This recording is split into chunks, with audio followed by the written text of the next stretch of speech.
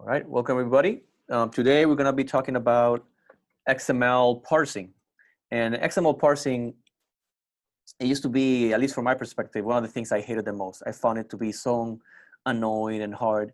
But with Python, the different libraries that Python provides, I'm actually pretty excited to be able to do some XML parsing. So I have here a file you can see here, which we'll open in a second. That has some XML content and then a little script that parses it that we will use as the teaching example for it. This file is in the Discord channel, and then if you haven't checked it, go there and get it. And same thing with the script. Eventually, Brooke and myself are going to put it in the syllabus for future reference. This file, give me a little bit of background on this file. This file is from the usage stats from Android 9. Usage stats, what it does is keeps track of when apps are open and for how long they're open. And depending on the event, it might even tell you what subroutine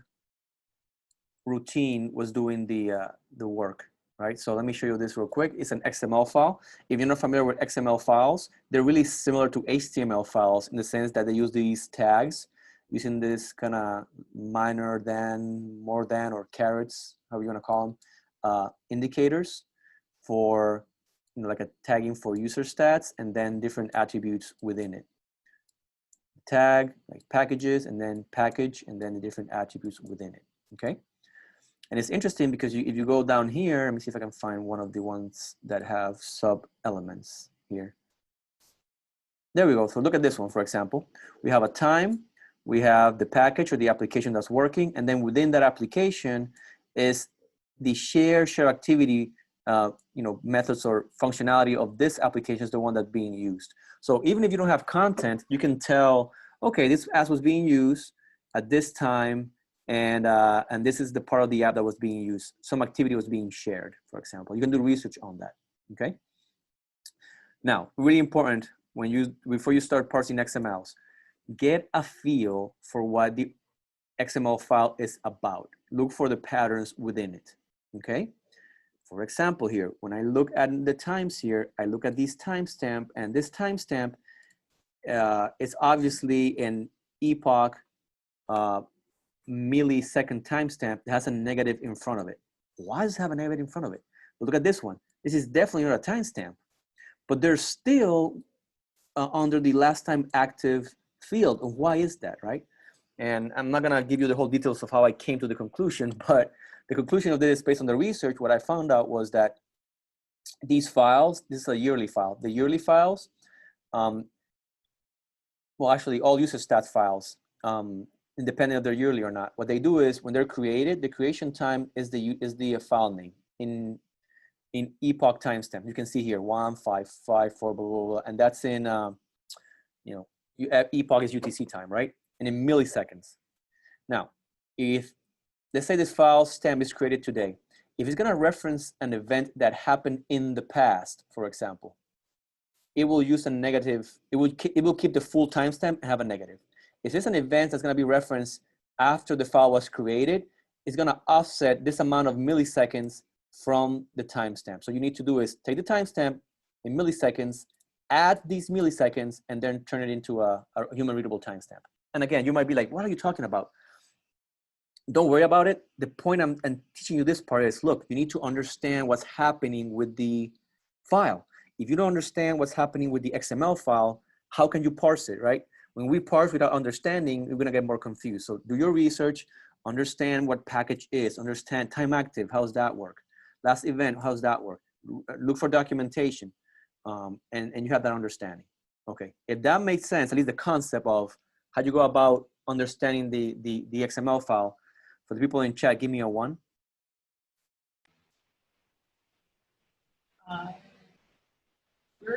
Yep, people are writing ones. All right, perfect. All right, so and again, this is nothing new, and this is more for folks that are not familiar with the forensic process. You need to do that testing before you start then coming to some parsing conclusions. Okay, now you could print this out, right, and give it to to me or give it to Jay or Brooke, and we'll be like, okay, I know I need to convert this. I know I need to take this, add it to the file timestamp, and then do a conversion, and then we do it. But if you give this to a stakeholder, if you're an officer working, criminal cases, and give this to a prosecutor or a defense attorney, they're not gonna be like, what the heck is this? So we need to parse it. We need to make it understandable for them. So let me show you now the script right here that I made for this, okay? And I'm gonna go through it line by line. The first thing we're gonna do is we gotta import this library here, okay? xml.e3.elementary, okay? I like this elementary, right? And you're like, how did it come about? How do I know about this library? I literally Googled it. So let me just show you here. You can go and look up all the different, how this works. You can read this and all that good stuff. But we're not gonna read it, I'm gonna explain it. But I'm just showing you that if you wanna know how to do something, just Google libraries and you will find some. This is not the only way of parsing XML, it's just one way. This is the way I like, but there's many others, right? So I'm gonna import this library. Since I want to use it, I don't wanna write all this every time I reference it, right? I don't wanna write, okay, I wanna do something with this library, let me write it all out. So what I say is, okay, I'm gonna import this as ET, not the alien with the finger, ET standing for the elementary, right? And what we're gonna do is, every time we're gonna reference the library, then we just use ET as a stand-in for all this stuff, okay? And I'm importing datetime because I'm doing a time conversion, okay? Because as we saw here, there's some timestamps. And again, the timestamp portion, how do we convert it? That's not the purpose of the class. The purpose is parsing the XML. But for the sake of completion, I did a little function here that does a time conversion, okay? And I'll explain that when we get to it. So we define the function first before we use it, as you are used to. If this is the first video you see of this series or of this playlist, you came across it on the internet, there's other videos that explain what all this means, what's a function, what are arguments. So you can look at the DFIR Python study group, get to that class and get that understanding. Okay, so the first thing I do in this case is I take the file name, right, of the file, obviously, I'm kind of redundant there, and I put in this variable. And the reason for that is I wanna make sure that I can call the library, call it as ET, right? And then use the method called parse, and then so it knows where to find the file. If this file was not located in the same directory as the script, then you would have to actually provide it, the actual paths, as in, look at this comment here on my right. You have to go like, okay, if it's Windows C, then slash, and then, users, and Alex, and then desktop, or whatever the path is, and whatever, and the file name, 1, 5, blah, blah, blah, blah, right? And you will have to provide that to the parse functionality because it's gonna open that file and parse it. Right, so it parses it and puts the contents, that object that parsed under the variable tree. I call it tree, you could call it whatever you want. Obviously, same here with the XML file name. Call this whatever you want. I call it tree because it makes sense to me. We're trying to get a tree, like the different roots and different branches inside that tree, like that hierarchical structure, okay? So let's see what happens when we do our first print. We're gonna print, we're gonna, before we print root, we're gonna go and get the root of this tree. So let's see what we get. Let's print it out. Oh, I didn't want, I show you the end product. I did not wanna do that, hold on. Imagine you did not see that. There we go. There we go, so look at this. So when we print root itself, it tells me, and we've seen this before in other classes, it tells me it's an element of the object and it's called user stats. That's the root of that tree. So when we go back, what do we see at the beginning? User stats. That's the root of that tree. All right, does that make sense? Let's go now and print out from that root a tag. And tags are these things here: interactive, non-interactive, right? The stuff that's I say indented, but like the tags within this element. Okay, 1, 2, 3, 4, and 5, right? 1, 2, 3, 4, 5. That we can see at least. So let's run it. No, I'm sorry, I'm not mistaken. The attributes is I'm sorry. The attributes is this stuff down here. The tag is the actual name of the element. There we go. So let's do that. There we go. I'm all messed up today. Let Let me put this in and put this in. Let me explain that because I made a mistake. So the root is the element, the tag is this name here, and then the attributes, I'm sorry, are the stuff that's within that, that tag, and I apologize for that, which would be the stuff inside here, version and end time, okay? Perfect, so my bad on that one. This is important because if you notice, the root attribute, what it gives you is a dictionary. You see this? Key value, key value. So at this point, we know how to get these values out because if we pull out the attribute from the root, we get this dictionary. If we print out the tag from the root, we get that, that parent description right there, okay? And if I'm not mistaken, I wrote it here. Yeah, this tag is a string, and like I said, these attributes are a dictionary. So let me recap because I got them confused. I confused everybody for a second. This is your tag, and these are your attributes, okay? Perfect, now we're good. Now, as I mentioned on the top, when you parse it, you get this element, this object that has these tags and these attributes, right? So now let's say we're gonna go through each element within root. We're gonna go through each element within this whole document and see what we get. So what we're gonna do is, we're gonna, actually I should keep this on still. There we go. So what we're gonna do is, let's see what we get. Let's comment these out because I don't want to see these because we saw them already. Our roots, tag, and attributes.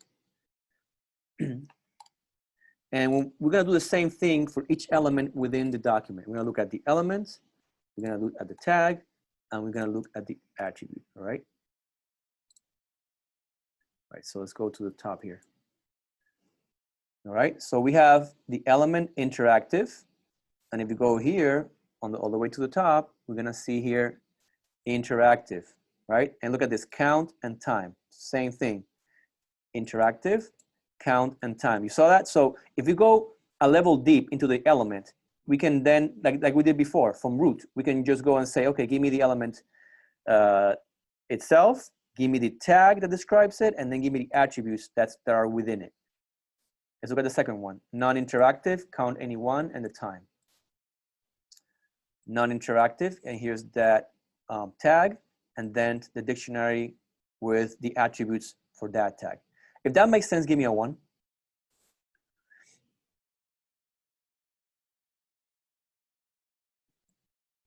We have, yeah, we have ones. Perfect, perfect. And notice in this particular example, we have count, which is awesome because for every interactive event, we have a count of 87. So we know how many interactive events and a time when they were done. So it's pretty neat. Okay. Now, the one I'm really interested in today is one of them is the packages one. And notice I said one of them because, you know, there's packages, there's key guard, there's many others, right? And I think there's even more on the bottom, right? There's event. So there's many. Let's look at how many we have. So actually, before I do this, let's look at how many we have. So what we're gonna do is, I wanna look at I think the attributes only.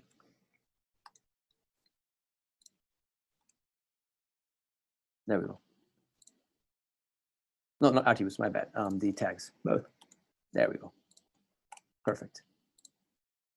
There we go. So this is the total tags that we have. We have interactive, non-interactive, packages, configurations, and event log. For this particular XML file, these are the 3 important ones. I'm just gonna pick one, packages. I'm just interested in packages. So what I'm gonna do, I'm gonna say, okay, for the elements in root, which I parsed with the library, all right, give me the tag, and I'm gonna save it into this variable, and I'm gonna check, is this variable packages? If the variable is packages, I'm gonna go into the element itself and then parse it. In other words, I'm gonna go, if it's packages, I wanna go inside here and parse the contents of this inside of this. So it's kind of like a nested type of situation there. So I use a variable for iterating. And again, if you're not familiar with iteration and for loops in Python and you're watching this video for the first time, don't despair, there's a video for that, part of the series. And then again, the same concept. I'm gonna, if I want the tag, which would be package, I pull out the tag. If I want these, I pull them out as what? As attributes. as simple as that. It just repeats itself deeper and deeper and deeper, kind of inception like. So in this case, I want to get, okay, from my sub element, give me the attribute, and I'm going to call it by the key. That's last time active, and then give me that value. I also want the attribute package, right? So I call it by the key, give me that value. Time active, same thing, give me that value. So let's go back to the file. So remember, when we pull it out, it pulls it out as a dictionary. So I can call this key, I can call this key, I can call this key, any key I want, and get those values out. Okay, so what I'm gonna do here is print those out. Let me comment these lines because I wanna show it to you without doing any time conversions first. So I'm gonna print time. I'm gonna print package, pkg, and I'm gonna print tag. And again, these are variable names that I came up with out of my head, right? My imagination, like time active, package, and time, the first timestamp. So let's print it out. All right, so look what we get here, all right? And this part on the top is from me, not, where is it? There's a print here that I'm not muting. Here it is. I need to, there we go. Now we're good. All right, so you see here, right? The last time active and the package and whatever the time active was, right? And to confirm, you go back to your file and you see the first one ends in 698, 698, right? I went too fast. So now I'm just pulling this data out, which is great, right? So I got all of that pulled out really nicely. So lastly, to make this actually make sense to a person that's not a forensic expert, we're going to now call the datetime function, okay? So I have a time function called time conversion. I'm gonna provide it the time, which I'm pulling from the XML file, and then I'm providing the value of the file name of the XML file. Why? Because as I explained at the beginning, these times are offset from the creation time of the file, which also happens to be the file name. And again, this is a really particular scenario for this particular XML file. So you have to do your research first to understand how it works, right? And let's go into that function quickly. So it receives the time, it receives that value. I convert it into integers so I can do some math with it. I'm gonna check if it's less than 0, like I explained at the beginning. If it's a negative value, it means I can take that timestamp as is and make it absolute time. Absolute, this little function here turns the negative into absolute time, so no negative, it blows it out. Now, if it's not a negative value, then take the XML time file, add those milliseconds, and then do the conversion here to human readable time. Again, it's out of scope, but there's a datetime function that you can use to make a timestamp human readable. And for human readable, what that means is that it will look, let me just mute this. It will look as such. There we go. We go to the top. So, you know, here's the year, the month, and the day. This is the hour. This is the app, right? This app, how long was active in milliseconds. We can make more conversions here into seconds, hours, whatever you want, and it's out of scope. But notice how if you put a little bit more work into this, into regards to time and all that, then we can get a full picture of this XML file in a way that's understandable. This particular example, I have a parser in ALEAP. If you're not familiar with ALEAP, it's like this. It's a parser that I have on my GitHub, and it's for Android devices. So you can go check it out.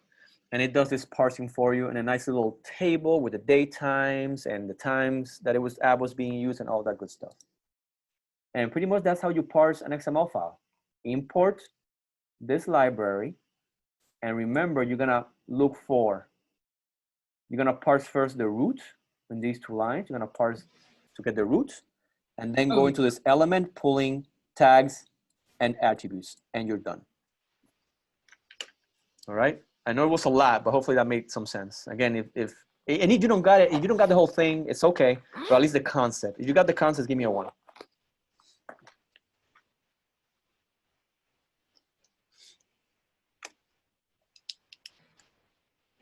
We have ones. All right, well, that concludes this portion of XML parsing. So thank you so much for your time.